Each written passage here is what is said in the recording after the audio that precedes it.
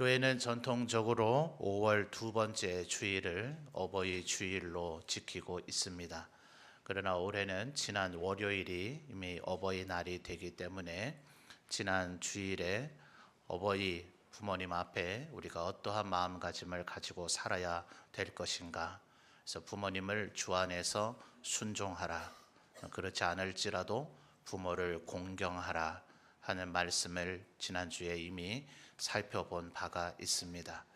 아마 지난 월요일부터 또 혹은 오늘에 이르기까지 우리들이 부모님의 은혜를 생각하고 또 감사하며 다시 한번 내가 효도하며 살겠다, 그렇게 다짐하는 시간들을 많이 가졌을 줄 믿는데요.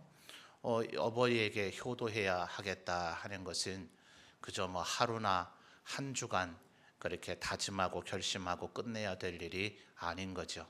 그래서 오늘도 여러분 가슴에 지금 카네이션을 다 달고 있는데 또 서로를 이렇게 바라보시면서 또 나의 부모님, 또 우리 교회의 부모님 되시는 우리 소망부 어르신들 더 어떻게 잘 섬기며 우리가 공경하고 순종하며 살아갈까를 또다시 다짐하고 결심하시는 오늘이 되시기를 바랍니다. 그러나 오늘은 이제 내일이 나라에서 정한 스승의 날이기 때문에 그런 주제로 또 말씀을 좀 살펴보려고 합니다. 어린이날이나 어버이날 같은 경우는 우리에게 복음을 전해줬던 이 영미권에서 우리가 좀 영향을 받은 바가 없지는 않습니다. 그러나 이 스승의 날은 전 세계에 거의 이렇게 같은 날이라고 하기가 어려울 정도로 아예 달 자체가 5월이 아닌 다른 달에 스승의 은혜를 기억하고 감사하는 나라들이 오히려 더 많더라고요. 우리나라 안에서의 유래도 꽤 5월 중에 여러 날을 5, 60년대에 이렇게 기념하는 일들이 있어졌다가 5월 15일이 세종대왕의 양력 생일이라 그러네요. 그래서 우리 민족에게 한글을 어쨌든 세종대왕 시대 때의 반포가 됐지 않습니까? 그래서 민족 전체의 위대한 스승의 생일을 겸해서 이날을 스승의 날로 하는 것이 좋겠다. 우리나라의 스승의 날의 유래가 그렇다. 이렇게 여러 글들에 나타나 있더라고요. 그런데 이 날도 또 정부의 정책에 따라서 이제 기념일이 아닌 것으로 폐지가 되던 그런 시기도 있었고, 지금도 간혹 선생님들에게 마음의 감사의 표현이겠지만은 때로는 그것이 조금 과하게 사회 통념을 벗어난 그런 표현이 되어지고, 또 선생님들은 학생들에게 이제 성적을 어쨌든 결정 짓게 영향력이 행사가 되어지죠. 이제 그런 면에서 오히려 좀 금기시되는 이런 역전 현상이 일어나서 참 안타까움이 있는 것 같습니다. 저만 하더라도 제 아버지가 목사가 되기 전에는 젊을 때 교사셨어요. 선생님으로 이 직업을 시작을 하셨다가 이런저런 과정을 거쳐서 조금은 연세 드신 후에 목회자가 되셨던 분이기도 해서 이 스승님에 대한 것에 대한 제 마음속에 늘 그런 마음들이 있습니다. 근데 너무나 안타까운 것은 극히 일부의 선생님들이 그런 것 뿐이죠. 저희 아버지도 저에게 하루에 2시간 이상씩 매일 뭔가를 가르쳤어요. 성경 말씀이든 뭐든. 그러니까 어떤 면에서는 저희 나이 또래만 하더라도 아직 학원이 그렇게 많지는 않았고, 또 그렇게 학교 외의 공부를 부모님들이 신경 쓸 수 있는 그런 사회가 아직 아니었죠. 다들 경제적으로도 어렵던 시절이니까.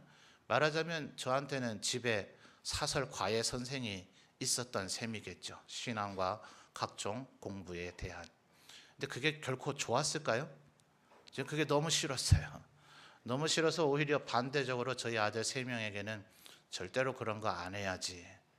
근데 배운 게 그거잖아요. 아버지에게서 배운 게 그거기 때문에 좀처럼 제가 매일같이 아이들 앉혀놓고 모여라, 예배 드리고 또 공부하자 이런 걸 안 하지만, 간혹 아이들이 제게 질문을 하게 되면 그 질문에 대한 가장 정확한 포인트 대답만 간단히 해주면 되잖아요. 그럼 뭐 채 1분, 5분 안 걸릴 텐데 아버지에게 늘 들었던 게 영향이 돼서 그런지 그 주위의 배경, 뭐 왜 어떻게 그렇게 됐는지부터 시작을 해가지고 30분에서 1시간, 2시간 집에서도 설교해요. 이게 목사 병인가 봐요.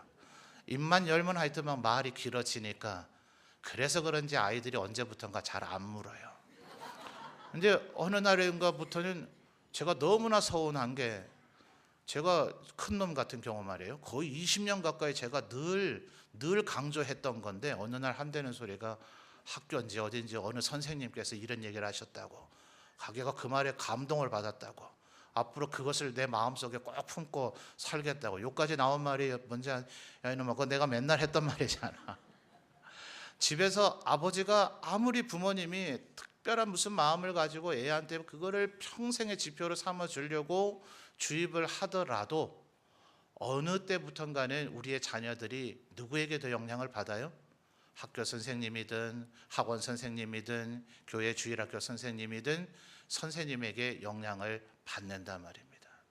그러니 이 선생님들에 대한 고마움, 내가 아무리 뭐 선생님 필요 없다, 내가 내 자식 알아서 뭐든지 무엇이든 모든 것을 내가 다 가르칠 수 있다 하는 그런 자신감과 학식이 있다 할지라도 이 선생님의 중요성은 아무리 어떻게 되더라도 간과되어질 수가 없다 하는 겁니다.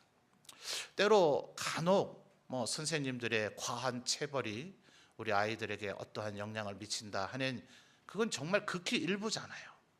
그걸 일반적으로 여기면 안 되죠. 저는 옛날 우리 조상님들께서 훈장 선생님에게 이제 아이를 서당에 입학을 시키는 거죠. 데리고 갈 때에는 회초리를 3다발을 어깨에 짊어지고 갔대요. 이 회초리가 얼마나 길겠어요? 종아리 때려야 되니. 또 그거 쉽게 부러질 테니까 한두 개가 아니라 3다발을요. 3다발. 내 아이만, 모든 아이들 이걸로 다 때리라는 얘기가 아니라 내 아이를 이 회초리 3다발이 다 부러질 때까지 아이를 초달 때려서라도 내 아이를 잘 키워달라. 이게 우리 스승님을 향한 우리 학부형들의 마음이 되어야 할 줄 압니다. 간혹 뭐 오늘 이 시대에 우리가 언론을 통해서 보는 부작용들이 있다 하더라도 절대로 그 극소수의 일을 가지고 그것이 일반적인 일인 것처럼 선생님이 필요 없다든지, 선생님을 가볍게 여긴다든지, 선생님에게 감사하는 마음이 사라진다든지 하면 그것이 결국은 내 자녀를 망치는 일이라고 생각을 합니다. 여러분, 우리 학교 안 보낼 거예요? 학원 안 보낼 겁니까? 여러분이 집에다가 앉혀놓고 그 아이에게 이 세상을 살아가는 데 필요한 모든 정보, 기술, 지식, 학식과 신앙과 종교와 예의, 범절 모든 것을 다 정확하게 가르쳐 줄 수 있는 자신이 있어요? 없잖아요. 나름 제 스스로는 무엇이라도 내가 어느 분야의 선생님 못지않게 내가 가르칠 수 있다는 자신감이 있었지만 안 돼요.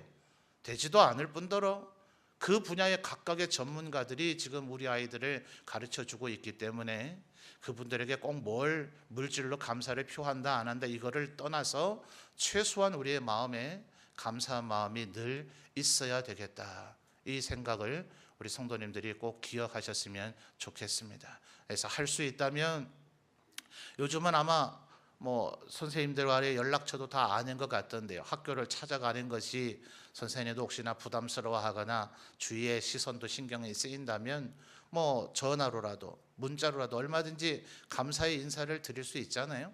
물론 어르신들은 그래도 직접 찾아뵙고 인사드려야 되지 않느냐 이렇게 여길 수도 있지만 요즘은 워낙 바쁘기 때문에 서로의 시간을 좀 뺏는 것이, 그것이 또 폐가 될 수도 있습니다.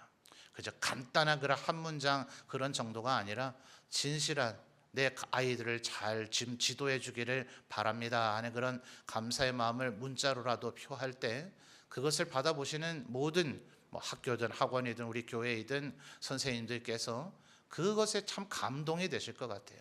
사람의 마음이 감동이 되면 거기에서 일어나는 역사는 참으로 크죠. 그래서 이번 한 주간 동안도 꼭 뭐 내일뿐만이 아니더라도 여러분의 자녀에게 그 어떤 영향력을 미치는 선생님들에게 감사의 마음을 표하실 수 있는 우리 모든 성도님들이 되시기를 바랍니다. 여러분, 특별히 우리 교회 안에도 많은 영역의 스승님들이 있죠.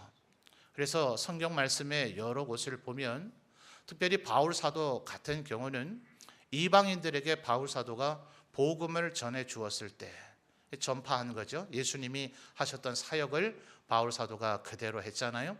전파하고 가르치고 고치고, 예수님의 3대 사역입니다. 이게 교회의 지표가 돼야 됩니다. 교회가 이 일에 주목해야 됩니다. 사도들도 이 일을 주목했습니다. 그러니까 우리 성도들께서도 예수님이 이 세 가지 일을 힘썼다, 이것은 정말 꼭 기억하면 좋겠다 싶어요. 한번 따라해 볼까요? 전파하고 가르치고 고치고. 사람을 계속해서 그렇게 주님을 닮아간 성품이 되어지는 사람을 만들어가는 것. 그래서 저는 우리나라의 이 믿음의 선조들이 우리의 이 모임을 점촌 제일 뭐라 그래요? 교회라 그러잖아요. 이 하나님의 백성들의 이 모임, 이걸 뭐 헬라 말로는 에클레시아 이렇게 얘기해요. 영어 단어에서는 처치, 또 혹은 커뮤니티, 뭐 이런 커뮤니티란 말은 사실은 공동체라는 그런 의미거든요. 각 나라마다 이 예수 믿는 사람이 모인 이 모임을 나타내는 자기들의 그 번역에 따른 표현이 있어요. 하나님의 백성들의 모임, 뭐 이렇게 한다면 사실은 성경에는 여호와의 총회 혹은 여호와의 대회 뭐 이런 표현도 있거든요. 그래서 그것에 따른 어셈블리라고 하는 용어를 쓰기도 해요. 그런데 이 우리나라에서 지금 채용하고 있는 이 교회라고 하는 말이 어쩌면 이 하나님의 백성들이 모인 우리의 이 모임을 가장 잘 나타내는 말인 것 같아요. 무슨 교자예요? 가르칠 교자에다가 모일 회자예요. 그러니까 지금 우리 모인 이 모임은 뭘 해야 되는가? 이 안에서 끊임없이 복음이 가르쳐지고 하나님의 말씀이 가르쳐지고 율법과 규례가 가르쳐져서 우리가 어떻게 하나님께서 우리를 향하신 뜻이 무엇인가를 가르치고 배우고 또 혹은 둘 다를 하는 것이, 이것이 우리 교회의 가장 중요한 사명이다 하는 거예요. 고치는 것도 물론 일방적으로 어떤 뭐 의사가 되어서 영적인 귀신과 관련된 이런 심리적인 이런 부분을 그냥 고치는 것일 수도 있겠지만은 보다 일반적으로는 그 사람의 성품을 따듬어가는 그 고침, 그 사람에게 깎여져야 될 것을 깎아내도록 만들고 모난 것을 둥글게 만드는 그런 고쳐짐, 이것도 결국은 큰 범주에서는 가르치고 배우는 것에 그 영역에 들어있다고 할 것입니다. 그러니까 이 세상에 뭐 어쩌고 저쩌고 하든지 간에 여기 안에서는, 우리 교회 안에서는 가르치는 선생님들, 그 스승님들의 존재가 뭐 성적을 주고 그 사람에게 미래에 그것으로 인해서 대학 진학과 같은 그런 무슨 지대한 영향을 미치는 그런 관계가 아니잖아요. 뭔가 이익을 주고받는 그런 관계이기 때문에 뭐 김영란법을 비롯해서 세상에서는 그것이 좀 오히려 힘들고 왜곡되는 경향이 있다 하더라도 교회 안에 그런 게 뭐가 있어요? 교육자들은 다른 직업이 없기 때문에 여러분들이 저희들의 생계도 책임지는 사례를 주지만 교회 안에 수많은 선생님들은 다들, 스승님들은 다들 봉사하고 있잖아요. 봉사하고 있으니 그분들에게 더 감사한 마음을 가지는 것이 오히려 마땅하다 할 것입니다. 그래서 오늘부터 또 한 주간 동안 뭐 예를 들어서 여러분의 구역장님들일 수 있어요. 권찰님들일 수 있습니다. 여러분의 자녀를 가르치는 주일학교의 선생님들일 수 있습니다. 이분들에게 고마운 마음과 감사한 마음을 뭐 기도하시든 또 혹은 문자로라도 표현하실 수 있는 우리 모든 성도님들이 되셨으면 좋겠어요. 바울 사도가 심지어 뭐라고까지 얘기합니까? 내가 복음으로써 너희를 낳았다, 이렇게 얘기하죠. 우리가 배우는 이 가르침이라 하는 것은 그저 어떤 지식 정보를 아는 것으로 끝이 아니죠. 하나님이 계시되더라, 하나님께서 천지 창조를 하셨대더라, 그분이 모세를 통해서 우리에게 십계명을 주셨대더라, 이런 그냥 정보와 지식을 아는 것으로 끝나는 것이 아니에요. 이 가르침을 통해서 무엇이 생겨지게 됩니까? 믿음은 무엇으로부터 나요? 들음에서 나요. 그런데 로마서 10장에서 얘기하잖아요. 만약 복음을 전하고 그들에게 가는 사람이 없다면, 강을 넘고 산을 넘어서 그들에게 복음을 가르쳐주는 사람이 없다면, 말해주는 이가 없다면 어떻게 들을 수 있겠는가? 누군가 우리에게 하나님의 복음을, 선교사든 목회자든 여러분의 주위에 있는 그런 어떤 스승님이든 간에 그들이 하나님의 말씀을 가르치고 전해줬기 때문에 우리에게 믿음이, 하나님으로부터 오는 믿음이지만 그 믿음이 들음을 통해서, 가르침을 통해서, 배움을 통해서 우리에게 생성이 되어지고, 또 히브리서에서 얘기하잖아요. 너희들이 언제까지 젖먹는 자가 될 것이냐. 베드로전서 2장에서는 이 복음, 하나님의 말씀이 마치 갓난아기를 키우는 신령한 젖과 같다 이랬는데, 인간이 평생 젖을 먹는 것이 아니듯이 우리 또한 그렇잖아요. 영적으로 어릴 때는 젖을 먹듯이 해야 되겠지만 언제까지 젖을 먹을 것이냐. 너희들이 아직은 단단한 음식을 못 먹는 자가 되었구나. 이제는 단단한 음식을 먹는 자가 되어야 된다라고까지 우리에게 이야기하고 있잖아요.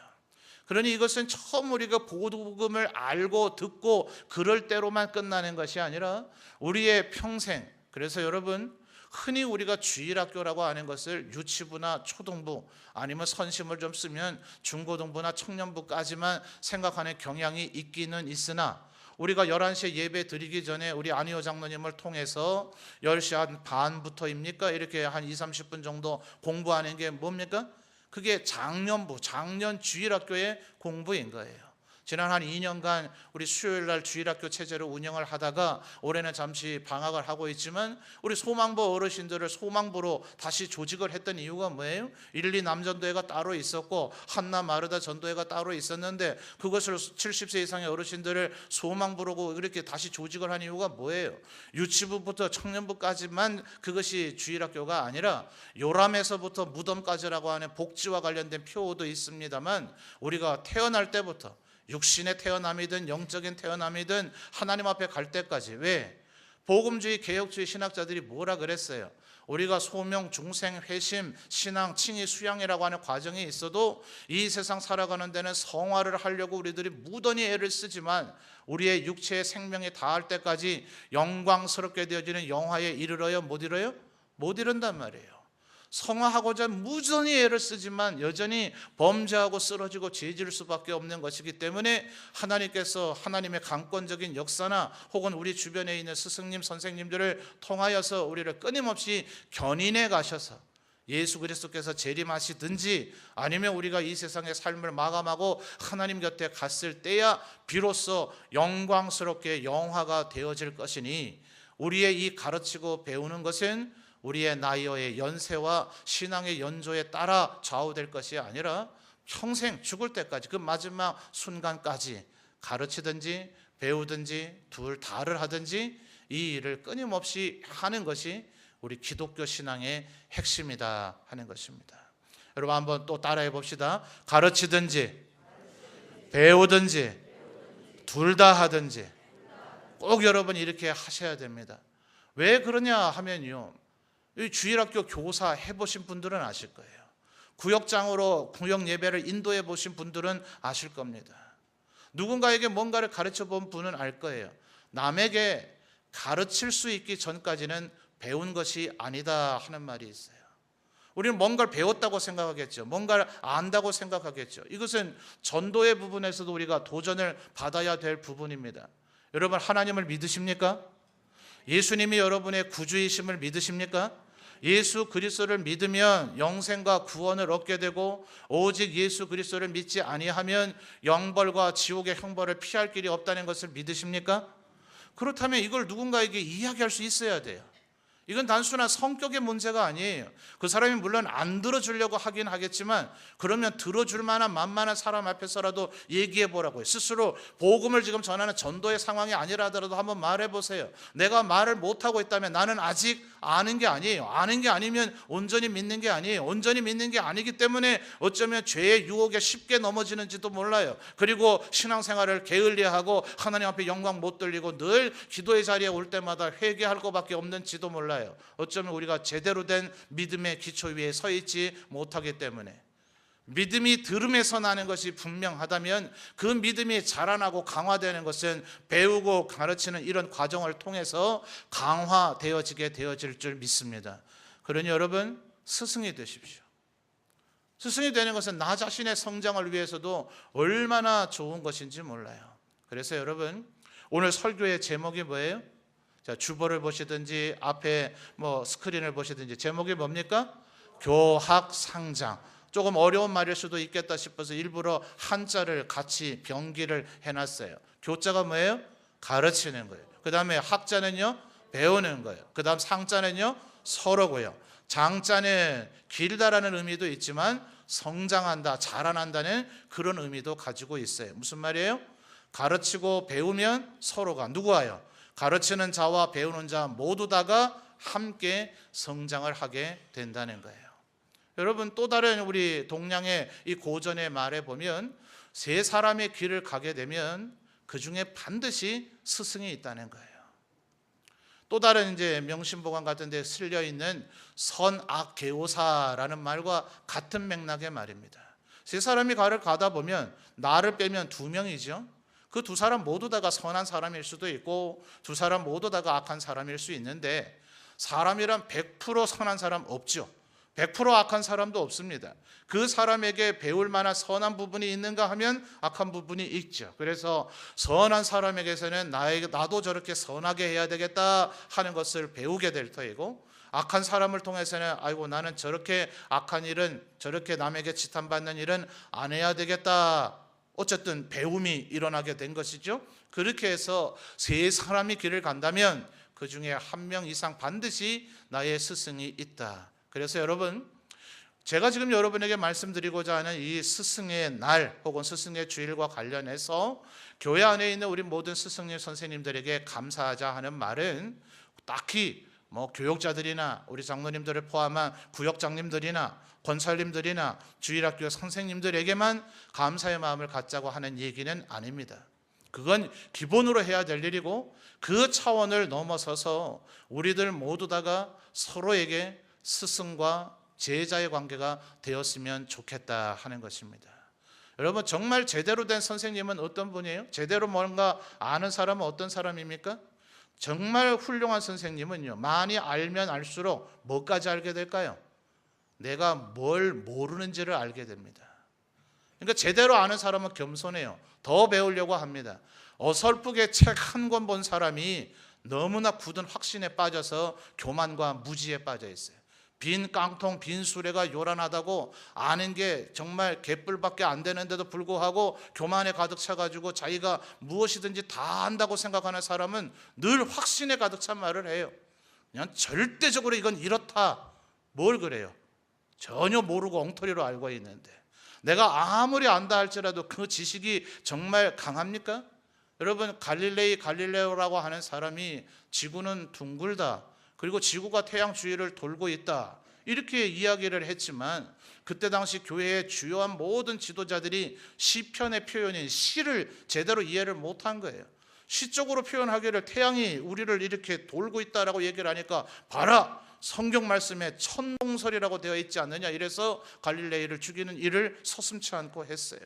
내가 지금 굳게 알고 있는 확신이라 할지라도 조금 더 공부를 해보면, 조금 더 책을 읽고 나면 또 시대와 상황이 바뀌게 되면 그때 내가 잘못 알았구나 라는 것, 잘못 판단했구나, 잘못 주장했구나, 이걸 깨달을 수 있는 사람이 제대로 지혜 있는 사람이죠. 그래서 제대로 된 선생님일수록, 지혜로운 사람일수록, 정말 제대로 학식이 있는 사람일수록 뭘 중단하지 않아요?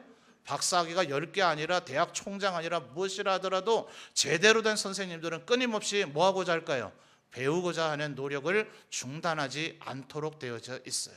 그래서 오늘 이 자리에 계신 우리 교회 안에도 많은 가르치는 일들을 하는 분들이 있겠습니다만, 여러분이 제대로 된 선생님이 되려면 끊임없이 배워야 됩니다. 누구에게 배워야 될까요? 여러분, 책을 통해서만 배웁니까? 강의나 세미나를 통해서만 배웁니까? 아니에요, 여러분. 여러분의 초등학생들의 질문을 한번 들어보세요. 유치원 아이들, 자녀들의 질문을 한번 들어보세요. 어떤 그 위대한 교육학자가 이런 얘기를 했더라고요. 때때로 우리의 어린 자녀들의 질문은 대학 교수들보다 더 고차원적이다. 너무나 우리가 익숙하게 알고 있지만 그것을 설명하지 못할 것을, 아이는 그것을 지금 처음 접하기 때문에 우리에게 질문을 던집니다. 뭔가 알긴 알겠는데 애한테 설명 못하겠던 그런 경험들 혹시 모르세요? 알기는 알고 있지만 이것이 원칙이고 이것이 진실이고 이게 정확한 이 진리이고 이게 분명한 거지만 사실은 우리 모두 다가 엉뚱한 일을 이거와 그는 상관없이 엉뚱하게 살고 있는 우리들이 발견할 때가 있지 않으세요? 아이들이 아버지, 어머니, 선생님, 목사님, 장로님 왜 그렇게 하세요? 성경 말씀에 그렇게 안 돼 있잖아요 라는 얘기를 간혹 듣다가 깜짝 놀랄 때가 있지는 않으세요? 우리 모두 다가 그렇게 하고 있기 때문에 성경 말씀은 비록 그럴지라도 진리는 비록 이럴지라도 우리들 가운데 이렇게 하는 자가 어디 있느냐, 우리 모두 다가 이렇게 하고 있다고 해서 이게 당연한 줄 알고 이게 잘하는 줄 알고 이게 괜찮은 줄 알고 여기고 있었는데 정말 마음에 때 한 점 묻지 않은 어린아이가, 뭘 잘 모르는 그 어린아이가 차라리 알면 어른을 대한 배려 때문에 그런 질문조차도 안 할 그런 생각조차 들지 않는 어린아이가 그건 아니지 않아요? 라는 질문을 할 때 그 아이를 통해서 망치로 얻어맞는 듯한 배움과 깨달음이 새로 생기지 않습니까? 진정한 가르치는 스승님은 자기에게 배워야 될 대상에게 무조건 뭔가를 주사기로 넣듯이 주입하지 않습니다. 그들에게서 가르치지만 동시에 배움을 얻습니다. 이것이 바로 진정한 스승인 것이죠. 그래서 여러분, 특별히 우리 신앙의 삶이 더더욱 그렇습니다. 우리 가운데 누구를 스승이다, 누구는 제자다 이렇게 이분법적으로 나눌 것이 아니라 이 자리에 있는 우리 모든 성도님들이 좋은 스승님이 되었으면 좋겠습니다. 동시에 좋은 제자가 되었으면 좋겠어요. 우리들이 하나님의 말씀대로 그냥 묵묵히 사는 것, 특별히 나는 말에 은사가 없다, 남을 가르치는 건 못한다, 분명히 내가 알고 있긴 하지만 그걸 누군가에게 설명하는 건 어렵다, 괜찮아요. 그런 역할을 하는 스승님은 안 되셔도 됩니다. 그러나 우리들이 묵묵하게 하나님의 말씀대로 살아가는 그 모습이 천마디의 웅변과 같은 시끄러운 말보다 더 강력한 가르침을 누군가에게 제공할 수 있다는 거예요. 가장 참 가볍게 보이는 사람이 그런 사람 아닙니까? 자기는 전혀 그렇게 하고 있지 않는데도 불구하고 끊임없이 이래야 된다 저래야 된다라고 말로만 떠버리는 사람.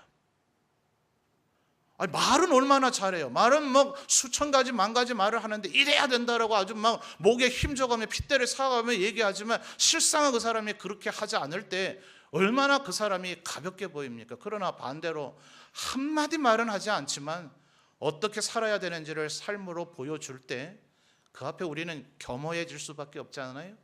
우리의 옷깃을 여밀 수밖에 없지 않아요? 그가 나타나면 우리가 갑자기 마음이 숙연해지지 않습니까? 삶으로 보여주는 그 웅변적인 가르침이 가장 강력한 가르침이기 때문에 그렇습니다. 그러므로 우리들 모두 다가 될 수가 있고 동시에 되어야 합니다. 여러분, 특별히 이 날은 우리가 누구에게 감사를 표하자 이것을 선별하고 구별하고 이걸 생각하는 날이기보다는 다짐하고 결단하는 날이 되었으면 좋겠습니다. 주님 모습 닮아갈 때까지 내가 배우는 자세를 끝까지 포기하지 않겠다. 주님 앞에 서게 되는 날까지 내가 비록 지금 스승의 역할, 모든 것을 가르치는 그런 위치에 있다 할지라도 아무리 작은 이에게조차라도 내가 배우는 자세를 늘 갖겠다. 새로운 배움을 얻어가겠다. 그리고 동시에 내 입으로만 떠버리는 것이 아니라 내 삶을 통해서 모두에게, 누군가에게 조금이라도 영향력을 미치는 가르치는 자가 되겠다라는 이렇게 다짐을 하게 될 때에 우리 점천제일교회 이 공동체는 정말 강력한 믿음의 공동체가 되어질 줄 믿습니다. 끊임없이 배우고 듣고 읽고 하기 때문에 우리의 믿음이 자라나게 되겠죠. 그러면 그 믿음을 가진 사람들이 모여있는 교회는 은혜와 사랑에 넘쳐질 줄 믿습니다. 그 모든 성도들은 하나님 앞에 축복받게 되어질 줄 믿습니다. 선한 영향력에 있어서 구원의 방주가 되어질 줄 믿습니다. 우리의 믿음을 견고하게 하고 자라게 하는 것, 끊임없이 누군가에게 가르치는 자, 동시에 배우는 자가 되겠다. 이것을 다짐하고 결심하시는 우리 모든 성도님들 되시기를 바랍니다. 우리 마지막으로 다시 한번 마음에 다짐하면서 따라합시다. 가르치든지 배우든지 둘 다 하든지, 이것이 우리 모두의 마음의 결심이 되기를 바랍니다.